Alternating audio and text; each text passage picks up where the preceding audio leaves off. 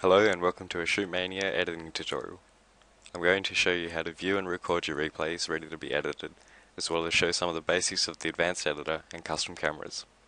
So to start off with, let's bring up a replay. We're going to go into editors, edit a replay. Here it brings up the browser of the replay folder in your documents. It will come up like this at the start. Autosaves are if you have it turned on to save every round, which is kind of broken at the moment, so not much point doing that. Replays are the ones that you save manually.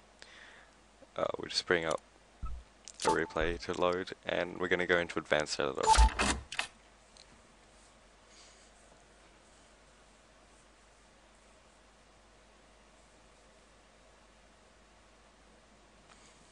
Now, the first thing you will see is if we play this replay, it doesn't do anything. It just sits there. So I'm going to show you how to fix that and actually watch your replay.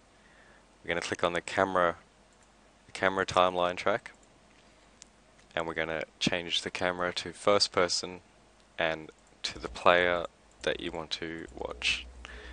So now if you hit play, you can see the replay works fine. You can turn on or off the HUD. So if you plan on doing perhaps like third person camera and stuff and you don't want to see +1s or +0s or anything like that, you turn that off, or you can leave it on for first person. There's no stamina bars or armor or crosshair or anything like that at the moment. I think it's too hard for them to do it, so that's why it's not in there. Okay, so that's the first step on actually viewing your replay. Now the second step is maybe you don't just want to watch just from the first person. You can always change the camera to third person, and as you see, you have a behind view of the player. There's also a free camera which allows you to move around the map using the arrow keys and clicking down right mouse button and holding it to move around the screen. As you can see, you kind of move around pretty fast with the arrow keys, so you can change the sensitivity of how fast you move by using the plus and minus key on your keypad. Also the page up and page down key move you up and down. So on the camera, on the timeline, sorry, you see these orangey yellow dots. These are keyframes, which you can not really do anything with the how it is at the moment, as you just brought it up. But if you add in custom blocks, like these are the blocks that you can add. These are effects and different cameras, music, all sorts of things that you can add to the game, like text, images, all that sort of stuff. So you can add those to tracks, but you cannot add a block in the middle of another block. So as you can see here, we're selected on the camera track. Let's say we want to add a custom camera. It's unable to do it because it's currently already got a camera block selected there. So for this one, what we're going to do, we're just going to do I'm going to show you how to do a quick custom camera, which will show you how to do right now. It's a way to do like smooths or, cinematics, flybys, whatever you want to call them. So what we're going to do, I deleted the original camera. You just select the block that you want to delete and hit the remove block button. And we're going to go back to the camera track. We're going to insert a block. We're going to insert the custom camera. Now, as you can see, it's got two keyframes, just like all the others, one at the start, one at the end, and they're both in the same position. So that means the camera isn't moving at the moment. So if we click on the first keyframe, click on the first keyframe,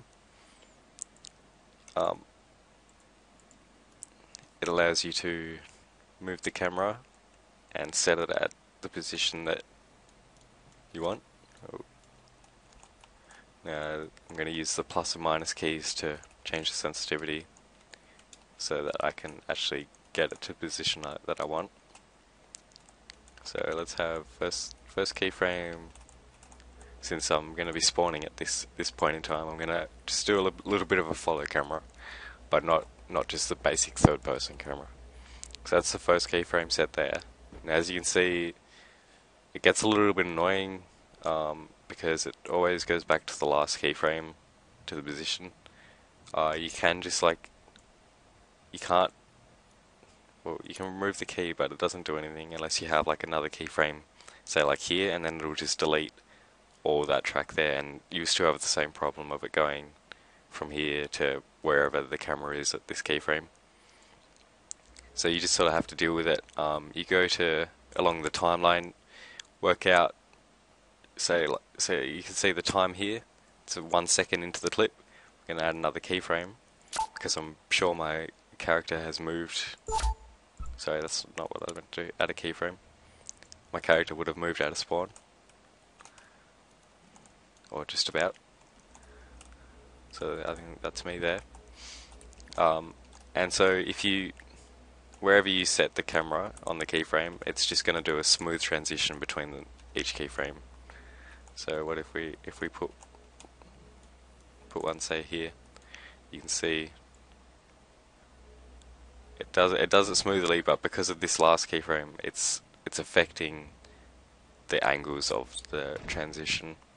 So if we delete this, you can see that's what happens. It deletes it all the way back to there, which means that you have to drag this back out to get your camera long enough. But there's the smooth transition that it should have been. Now, so I can see where I am at the moment. I'm just over here, so I'm going to add a keyframe here. Sorry, I keep pressing the wrong button. And I'm going to move it to, let's go here, and then we'll go behind him and to the other side. So another keyframe. Pretty much all you want to do is just keep adding keyframes every so often. You adjust the position of the camera, and that creates the smooth run of the camera. And I want to follow these rockets down. So we'll head the camera, say here, see how that looks. Let's go. Yeah, that's pretty cool. And I don't want this last keyframe to be back here, so I'm going to bring the camera around and we'll watch Sam die. So once you think you've set it up, you can hit this preview button or just the play normal forward button.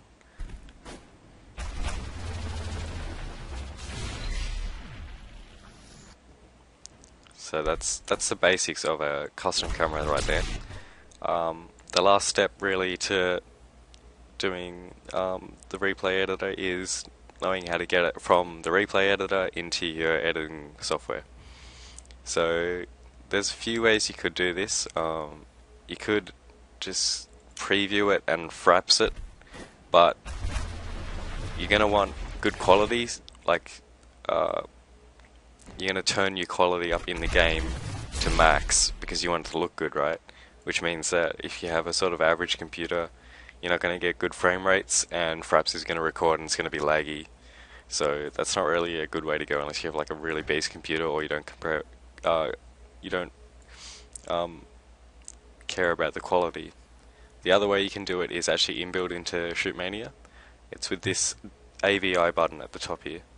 So if you press it, it brings up this window here, and this is where you can choose the settings for the video file that it'll make. So you can choose the size of the video. So I've got it at 1280 by 720, which is just 720p standard on YouTube. Choose your anti-aliasing. Doesn't matter, like it goes up to like 100 or some retarded shit. Yeah, like 200. I wouldn't do that. It's just going to make it take much longer than it needs to. So you can see there's an estimated time at the bottom. So that's 15 minutes. That's 1 hour. That's 1 hour. That's 2 hours actually. That's 37 seconds at one times. But I usually go 4 times because that looks nice. You want to make sure your audio stream's ticked if you want to include the sounds. don't don't tick sharp and don't really need that. Uh, you could turn those on. It's just gonna oh yeah, you need a higher anti-aliasing to do those, I think. No, I don't know. Never mind. So yeah, 4 times is good, and the FPS is important. So say, because I'm doing a smooth here, I might want to slow it down a lot in my editing program. So if I want to slow it down 4 times original speed, if I'm rendering it at 30 FPS at the end, it needs to be 4 times 30 FPS to slow it down that much and still be smooth. So that it needs to be at least 120 FPS, but more the better. So 200 or 150 or something like that should be good enough for most slow-mo stuff. Like 4 times slow is fairly slow already. With 200 you'll be able to get it down to uh, 6 times slower and a little bit more than that with it still being smooth. So once you've got all your options selected, you hit OK. It's going to bring up another window, which is your video compression window. This isn't really that important. This is where you can just choose the codec that you want it to compress with. If you don't really know what to do, just leave it at uncompressed. But remember, these are going to take up a lot of space on your hard drive. Like 10 seconds is going to be like a couple of gigabytes, so make sure you got enough room before you start doing this. Once you hit OK, it's going to play through frame by frame and take each frame as a screenshot and put it into a .avi file. So I'm not going to do that because I don't need to. But also, what you're going to want to do is make sure when you're ready to record, before you hit this button, that you've launched the game with high settings, like very nice settings as the preset. If you don't know how to do that, I'll show you quickly. I'm going to quit this game. I'm just going to show you where you can actually change your settings, not just in-game. So if you bring up the Shootmania launcher, the Mania Planet launcher, you see this window, you hit configure. Here you can choose your resolution and windowed or full screen, but if you hit advanced, you can see in display preset, I play on very fast, but I record on very nice, and as you can see, it turns everything up to high, very nice, like full. Yeah, so it turns up your filtering, you can turn up your anti-aliasing. You can go into compatibility. This is more advanced stuff. Most of it's fine just to leave it how it is. Like, unless you know what you're doing, there's not really any point playing with it. But yeah, just a very nice preset is gonna look good in videos, but it will be laggy to when you're actually doing the replay editor. So I usually leave it at very fast when I'm doing the replay editor, and I'll save the clip and I'll reopen it in the very nice preset and record it then. So that's about it for the tutorial. Thanks for watching. I hope this helps some people. I hope you understood it all. If not, send me a message. I'll be happy to help. Thank you.